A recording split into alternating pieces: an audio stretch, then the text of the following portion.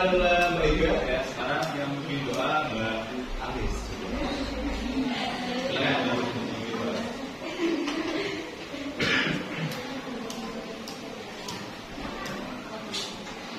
Untuk memulai kegiatan pagi hari ini, berdoa mulai.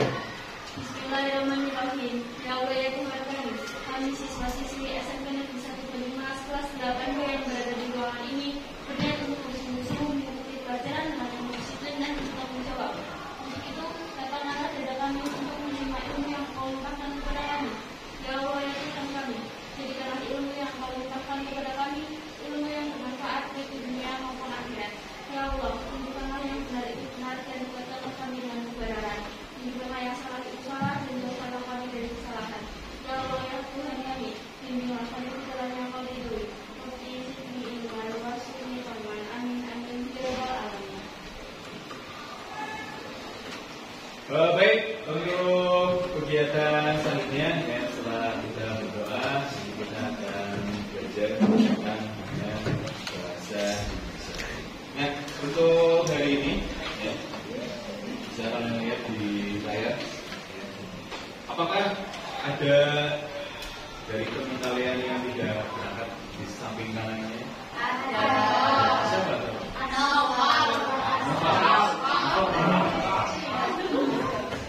Bapak sakit? Ya. Sakit apa? Apa? Panas, gila. Novel dia?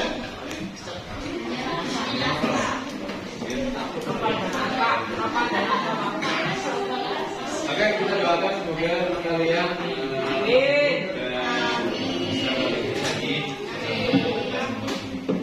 ya. Untuk selanjutnya yang kemarin saya share di grup ya, silakan dibuka untuk aplikasi Classpoint-nya ya. Kita akan melihat bagaimana kabar kalian. Bisa coba. Tadi sudah kalian tuliskan ya kabar kalian. Kita akan lihat apakah di sini kabarnya baik saja. Nah ya, dari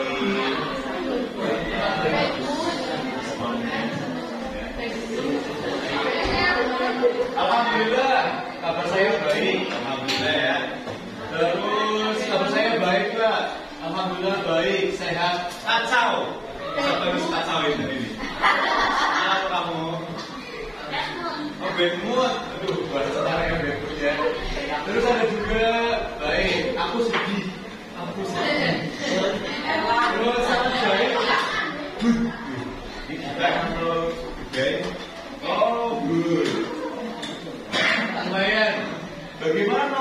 Aku tidak baik-baik saja. Good. Oke. Alhamdulillah saya baik. Alhamdulillah kabar saya baik. Ya baliknya kabar kita baik ya. Jadi kalau kabar baik itu harus kita sampaikan biar mentransfer kebahagiaan kepada orang lain. Kalau kita belum bisa mentransfer uang, kita bisa mentransfer kebahagiaan.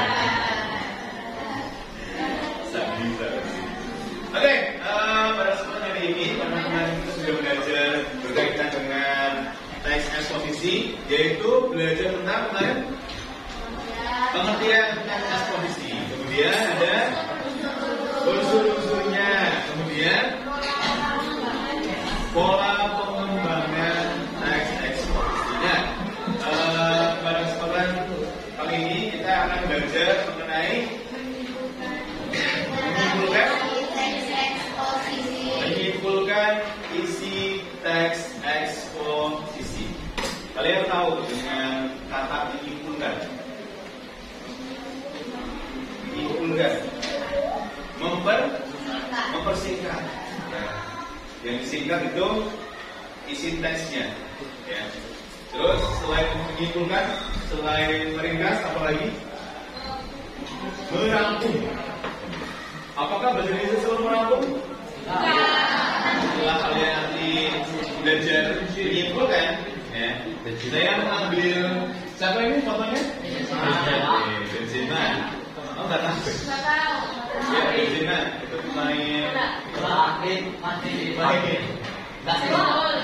Best boleh. Kemarin siapa? Bola. Dia kemarin hari apa ya? Minggu ini lah itu mendapatkan balon. Jadi itu adalah piala untuk pemain terbaik sedunia. Tuh, tepuk tangan untuk.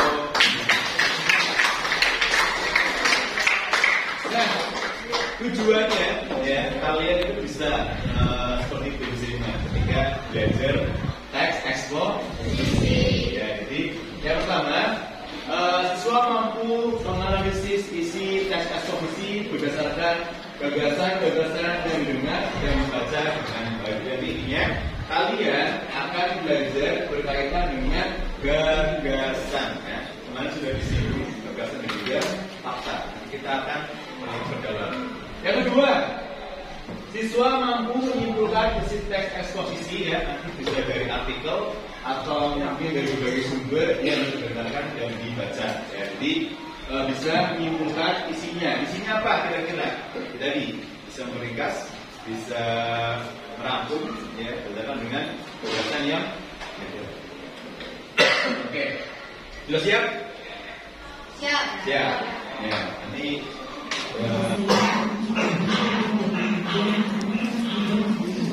Oleh karena itu, harusnya kamu bisa lebih tegas lagi kepada para pelaku kasus. Silakan sekarang buka lagi kelas ini.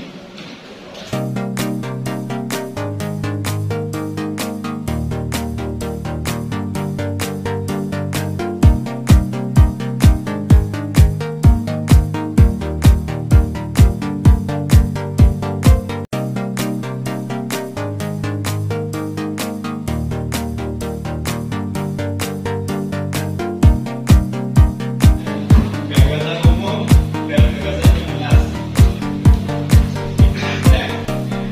Ini adalah gagasan umum ya. Gagasan utama atau ide pokok merupakan gagasan yang menjadi dasar pengembangan suatu ekonomi, menjadi dasar pengembangan suatu paradigma. Nah, nanti kita bisa lihat ya jawaban dari teman kalian. Ya, ini teman lihat jawaban dari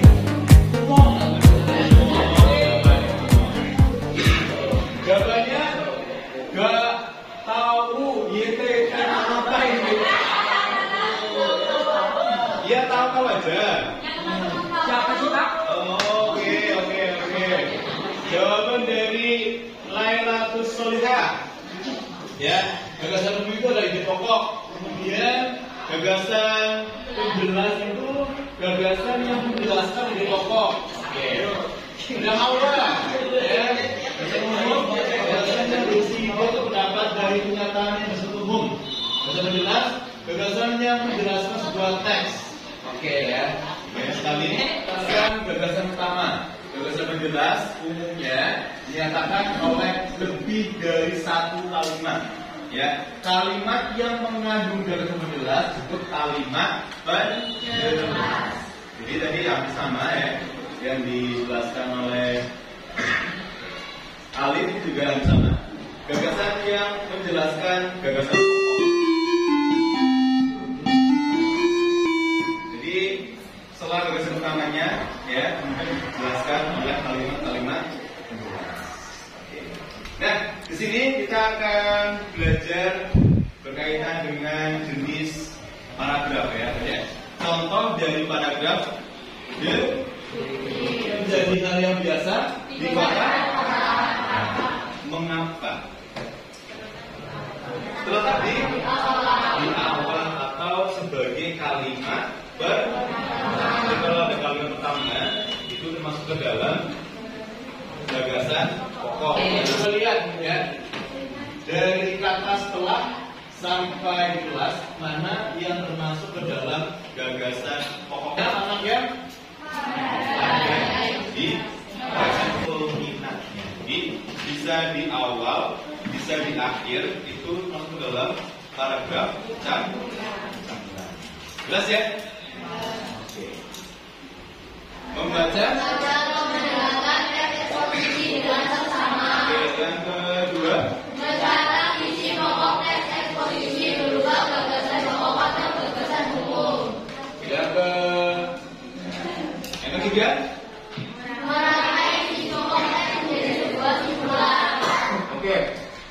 langkah dalam menyimpulkan yang pertama, ya, itu adalah membaca atau mendengarkan teks eksposisi dengan seksama. Jadi yang pertama adalah membaca atau mendengarkan, ya. Kemudian yang kedua, mencatat isi pokok teks eksposisi berupa gagasan pokok dan gagasan umum atau nanti penjelasnya. Kemudian yang ketiga, merangkai isi pokok teks eksposisi. Nah, bagaimana caranya? Oke, mari kita ke. Nah, apa ini? KPD. Mengapa kalau kalian mendengarkan kata KPD pelumas? Karena membisikkan. Oke.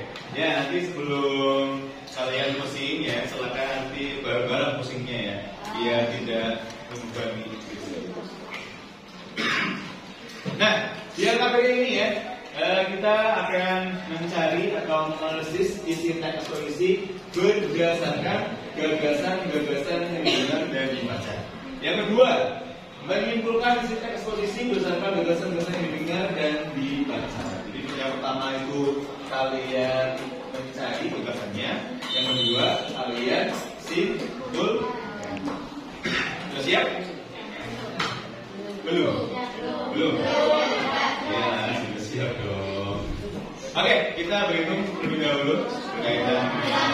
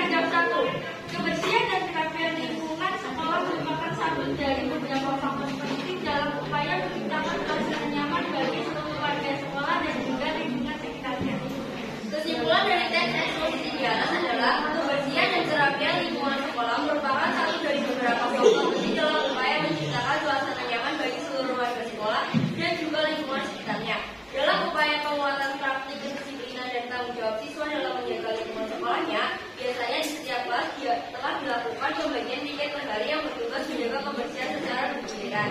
Sekolah biasanya memiliki program untuk melakukan kegiatan bersih-bersih secara massal dan menyeluruh. Kebersihan merupakan usaha manusia agar lingkungan tetap sehat, terawat secara terus-menerus dan bersih selalu. Sekian presentasi dari kami. Apakah ada yang mau ditanyakan? Ya, silakan. Ada yang mau bertanya berkaitan dengan presentasinya? Cukup ya? Oke, kalau cukup boleh duduk. Jika tidak ada yang bertanya, kami akhiri. Wassalamualaikum warahmatullahi wabarakatuh. Dan tadi sudah memperhatikan pembelajaran penelitian ya. Ini ada kata-kata yang saya dapatkan ketika saya mencak di bagaimanapun, kapanpun, kalau memang itu adalah rezeki kita, pasti akan datang ketika waktunya sudah tepat. Ketika waktunya sudah tiba.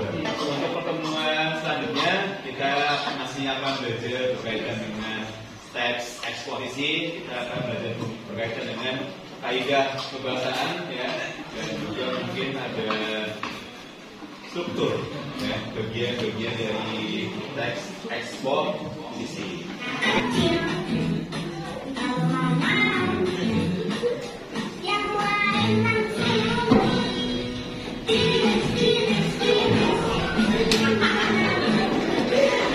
Pembelajaran dari Pak Arifin, kurang lebihnya mohon maaf. Sekian, wassalamualaikum warahmatullahi wabarakatuh.